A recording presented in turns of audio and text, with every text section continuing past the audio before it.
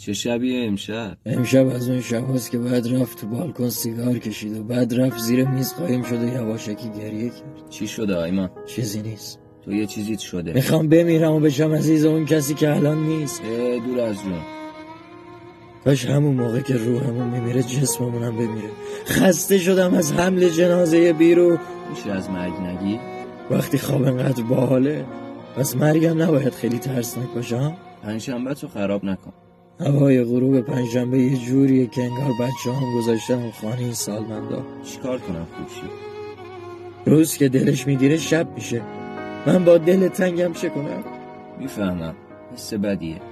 بدتر از حس از دست دادنشون لحظه است که مثل غریبه ها با حرف میزنه. چه شبی شد امشب؟ دلتنگ که باشی شب برات میشه درد بیدرمون. یعنی میشه برگرده؟